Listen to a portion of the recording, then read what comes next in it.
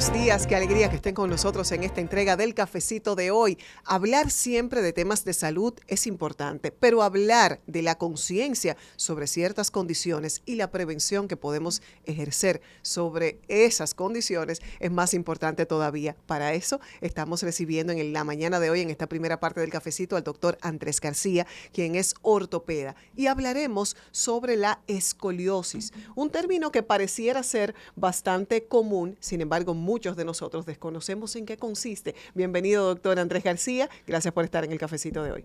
Muy buenos días, Ileana. Muy buenos días al público del cafecito. Sí, realmente el término escoliosis es un asunto que llama mucho la atención y asusta a los padres y a las personas que la padecen. Entonces, sí es bueno y, como decimos, correcto aprender a detectarla, que se hace muy fácil, ¿eh? No es un asunto tampoco tan difícil hacerlo, y entender que no significa una sentencia de algo malo, que se puede tratar y que tiene muy buen resultado.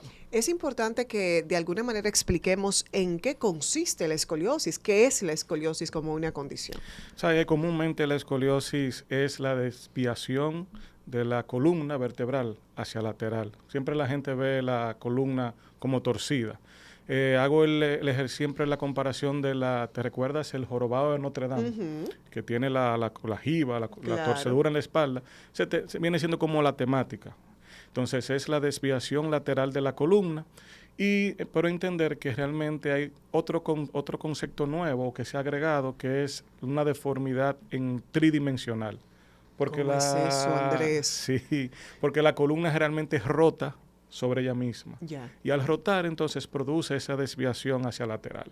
Ok, y mira, estamos viendo imágenes Exacto. en donde se puede apreciar incluso en la persona, que estamos viendo algunas placas, pero cómo se puede ver, digamos, esa torcedura. Hay un tema también con el tema de la escoliosis. Pudiera ser de nacimiento, pero también pudiera ser provocada por la mala postura, el sedentarismo de permanecemos mucho tiempo sentados. Aquí estoy preguntando random, no sé si tenga algo que ver, pero a veces mucha de la insistencia de nuestros padres, párate derecho, te vas a torcer la columna, cuéntame de eso, ¿es mito o es realidad? ¿Tiene que ver? Bueno, sí, vamos a aprovechar para borrar mitos, ¿verdad que Por sí? favor, Claro, demitifiquemos eso. Bueno, hay varios tipos de escoliosis. La que comúnmente se presenta o tenemos es la escoliosis idiopática. Es importante, idiopática, porque no tiene una causa formalmente identificada. Es importante reconocer que hay ciertos factores genéticos que ocurren, pero realmente lo que más tiene que ver es con la parte hereditaria. O sea, si su madre o su abuela tuvo escoliosis, es muy probable que la descendencia pueda presentarla. Y la otra situación es que hay otros tipos de escoliosis que ya son las congénitas, que si el niño nace con una deformidad a nivel vertebral, o sea, de la vértebra, hay una deformidad, entonces esa puede evolucionar desde muy temprana edad. Estamos hablando 1, 2, 3, 4, 5 años. Mientras que hay otras que son las sindrómicas, pacientes que tienen síndromes específicos.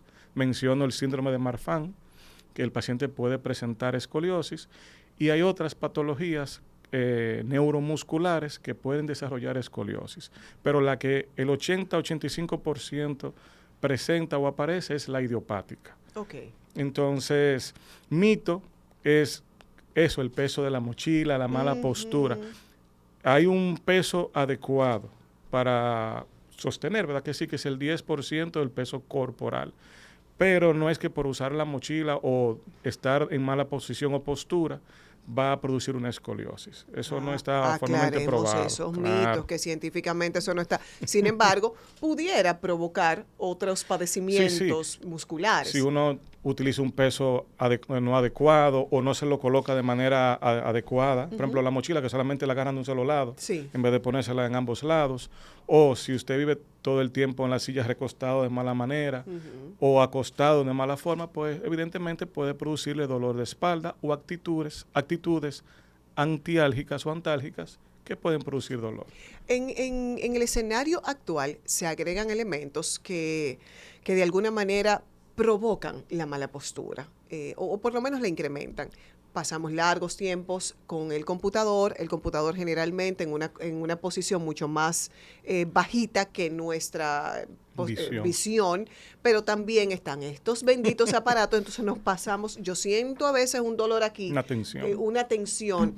¿De qué manera la tecnología y sus herramientas provocan probablemente no escoliosis, pero padecimientos que pudieran ser bastante dolorosos? Bueno, se ha descrito, voy a usar el término, el TEX como de texto, neck, de cuello, que es la deformidad que está ocurriendo en gente jóvenes, que se ha ido rectificando la columna. Es decir, si uno mira la columna de frente debe ser recta, como el monumento, ¿verdad que Exacto. sí? Pero si la miramos de lado, ella tiene unas curvaturas naturales que le permiten la estabilidad. Con el tiempo y el uso prolongado de la cabeza hacia abajo, o sea, de lectura, del teléfono, de la computadora, se va produciendo una pérdida de esta curvatura. Y eso además aumenta la velocidad en que se degeneran los discos intervertebrales. Entonces eso produce dolores, contracturas musculares y otras cositas como pequeñitas hernias discales que pueden ocurrir en el tiempo. Pero eso está muy de moda ahora. Claro, es que nos pasamos el día, cuando no es con el computador, es con el celular, y eso evidentemente de alguna manera atrofia otras cosas. Volvemos al punto de la escoliosis. ¿Qué síntomas para las personas que visualmente no lo hayan identificado? ¿Es un proceso que provoca dolor? ¿De qué manera podemos identificar que quizás la tengo desde hace años y no la han diagnosticado? ¿Cómo podemos identificar?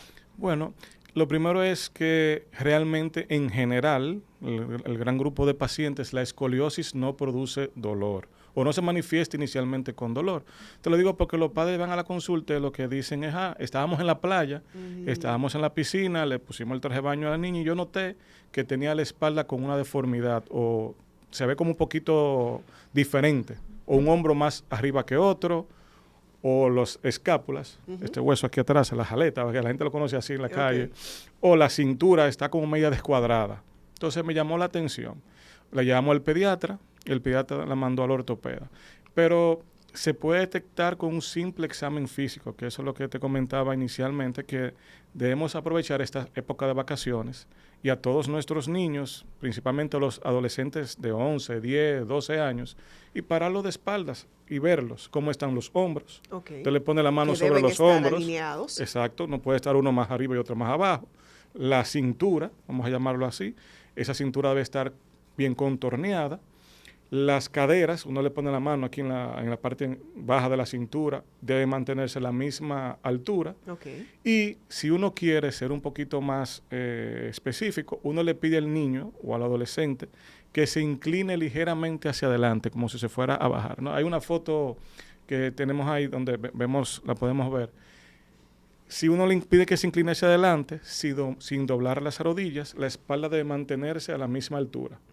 Si hace una protuberancia, eso es indicativo de que el paciente tiene una escoliosis. O sea, entonces, que físicamente desde nuestros hogares podemos tener la prevención de chequear a nuestros niños, a nuestros adolescentes para tomar acción correctiva a tiempo, digamos. Si vemos esa imagen, por ejemplo, uno puede ver la curvatura en la espalda, miren cómo se ve aquí.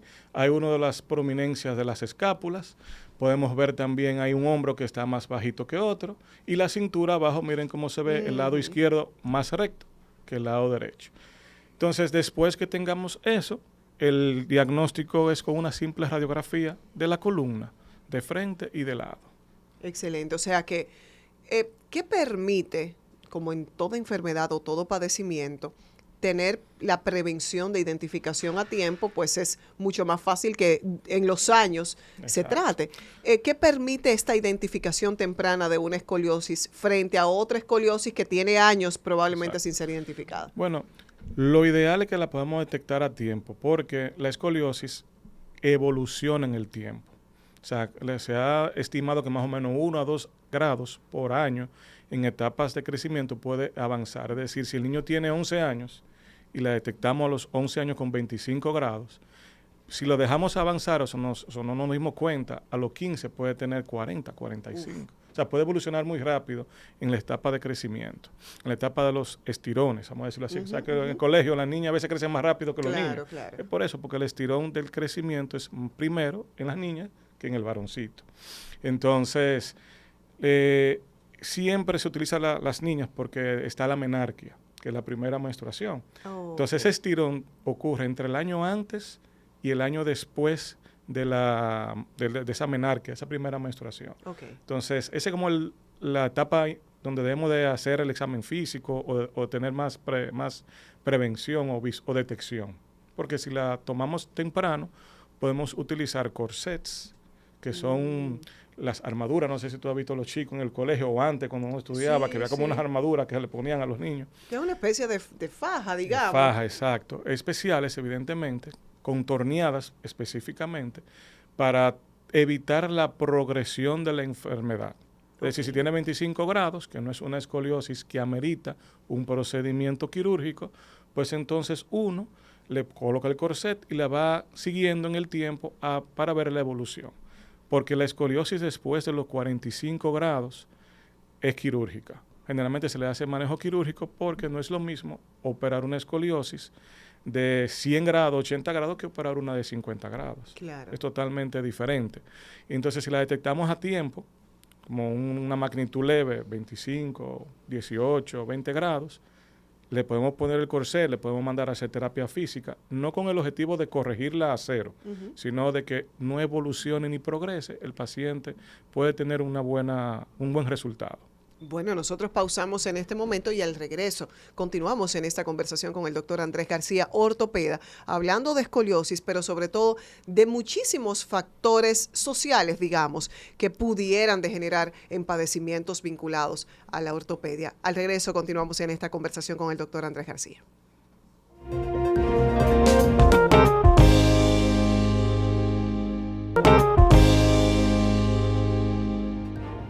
En esta primera parte del cafecito de hoy estamos conversando con el doctor Andrés García, él es ortopeda, y hablamos sobre la escoliosis, un fenómeno que es muy común en nuestro país y que hablar de prevención y que esa prevención se puede hacer desde sus hogares es algo muy importante. Yo quiero que reiteremos, doctor, para quienes nos acaban de sintonizar, la forma en la que podemos no diagnosticar, pero por lo menos hacer evidente, percatarnos si en nuestros niños y adolescentes, incluso en adultos en nuestros hogares, pudiera tener esta condición. Sí, la detección es lo primordial. Entonces ponemos el niño de espalda, ¿verdad que sí? Parado frente a nosotros. Lo ideal es que no tenga la blusita, el peluchecito. Le vamos a mirar los hombros. Vamos a ver si no están a la misma altura, si no están desbalanceados, oblicuos.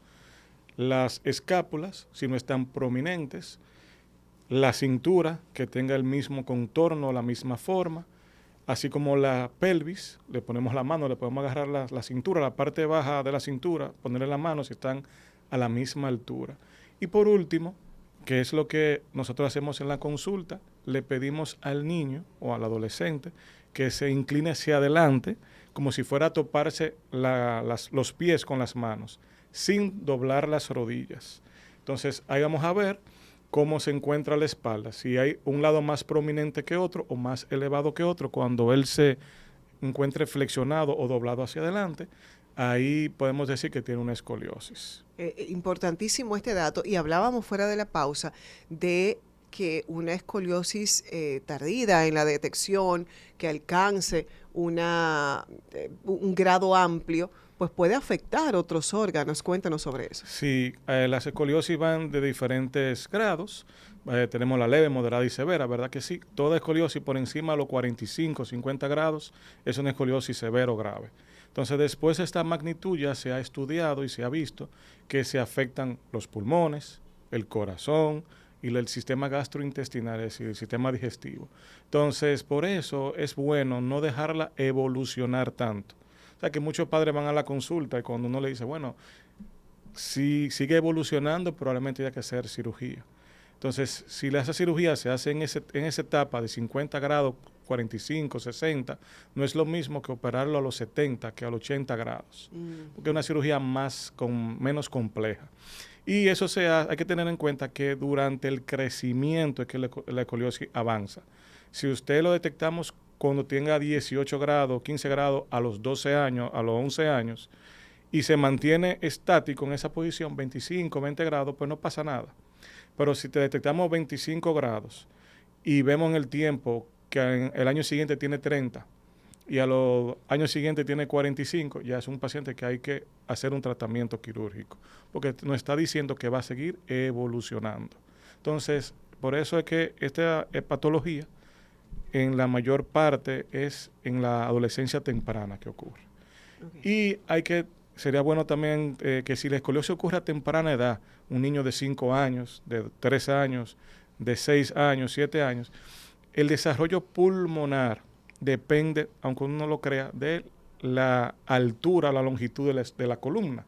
Entonces, como cuando uno tiene escoliosis, esa columna no crece en el tamaño, no se desarrolla en el tamaño ideal. Entonces, esos pulmones no se pueden expandir y por eso pueden tener o pueden presentar insuficiencia torácica. El niño no puede respirar. Pero eso tiene que ver si ocurre muy temprano, a los 5, a los 4, a los 3 años. Ya si comenzó a ocurrir a los 11 años, a los 12 años, pues ya es diferente. Ya esa parte se superó, digámoslo así. Es importante también que mencionemos, porque aprovechando esta especialidad como ortopeda, hay un auge buenísimo y muy positivo de niños, niñas y adolescentes practicando disciplinas deportivas. Y en los colegios y fuera de los colegios o escuelas, pues está muy de moda el fútbol, pero también practican otros deportes. Sin embargo, pudiera esto más que bien, pues provocar efectos adversos si se realiza con poca supervisión o si se extiende en el tiempo la práctica de estos deportes, porque muchos niños llegan con la fiebre y la tarde entera se la pasan en eso. ¿Qué tipo de consecuencias pudiera esto tener? Tú sabes que en la escoliosis como tal no hay problema. O sea, incluso los niños hacen su deporte, juegan basquetbol, fútbol, soccer y no hay ningún inconveniente. Pero sí pueden ocurrir lesiones o derivadas de la sobrecarga que se le produce al niño durante la práctica de estos deportes. Yo siempre le digo, lo veo con los chicos míos, juegan lunes, martes, miércoles, jueves, viernes y tienen juego el sábado. Wow. Es demasiada sobrecarga para un individuo que está en proceso de desarrollo. Siempre es bueno que lo practiquen, pero con un descanso adecuado, porque entonces también practican en el colegio, pero también practican en la casa. Claro. Y juegan el domingo, juegan el sábado, entonces hay que tener un descanso. Pero sí, la sobrecarga de los deportes pueden producir lesiones. Por ejemplo, en la rodilla, se ve mucho la rodilla de Osgood Schlatter, que es la rodilla del saltador en el niño. Podemos tener también lesiones si juegan mucho deporte, por ejemplo, pelota, en el codo o en el hombro. Son niños que tienen 10, 11 años, 12 años, lo ponen a lanzar a velocidades no adecuadas y la cantidad de lanzamientos que no son los permitidos para su edad, se lesionan, se pueden desgarrar. Entonces los padres tenemos que tener pendiente eso, que aunque sean niños, no es que van a aguantar tirar 10 lanzamientos o llegar a 100 millas o correr la tarde entera hoy, mañana y pasado. Tenemos que tener ciertos periodos de reposo y de descanso. También dentro de nuestras acciones cotidianas existen algunas que pueden provocar lesiones y que a veces pasamos por alto, ¿no? Un dolorcito de espalda porque levanté un cubo lleno de agua o porque me excedí en el gimnasio con el peso que no debía y como yo sé de eso no necesito un entrenador. ¿Cuáles son esas causas cotidianas más comunes que usted recibe en consulta que provocan lesiones y que pueden llegar a ser lesiones delicadas? Sí, tú sabes que eso que mencionaste, levanté un peso y me quedé ahí, sentí un crack en la espalda. Eso es un viento, dicen en buen dominicano. Me derrengué. Yo tengo un derriengue. Sí, porque así es que le dicen. Eso que le dicen, eso que llega a la consulta. Realmente levantar un peso no adecuado o de la manera no adecuada o la cantidad de peso que usted todavía no está entrenado para hacerlo, es un factor que puede producir una lesión. Muchas veces un desgarro muscular, un tirón o un desgarro de los ligamentos que están en la columna. No necesariamente quiere decir que sea la pequeñita hernia que uno tiene que produzca el dolor. Eso es algo que tenemos que tener en cuenta o borrar ese mito.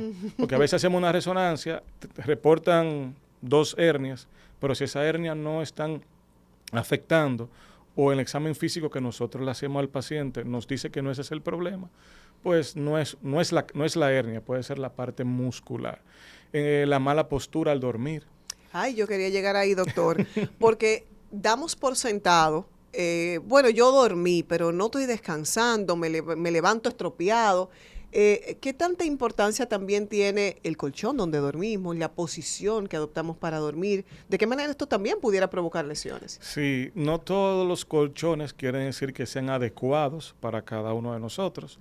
Por ejemplo, una persona que tenga mucho peso no debe dormir en un colchón muy duro, porque no le va a permitir adecuarse. O que tenga, por ejemplo, mucha cintura o mucho pecho, vamos a decirlo así.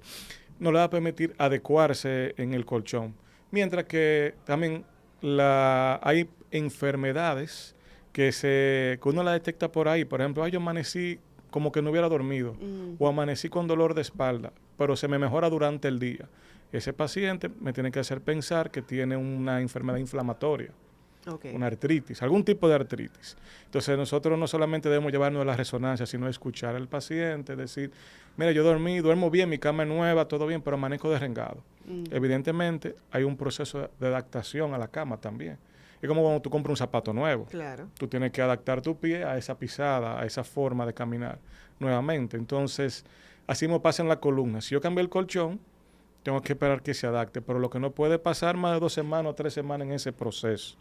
Entonces, si me levanto derrengado todos los días o después de cierta edad, tengo que pensar si hay alguna enfermedad inflamatoria. Y mantener una vida activa.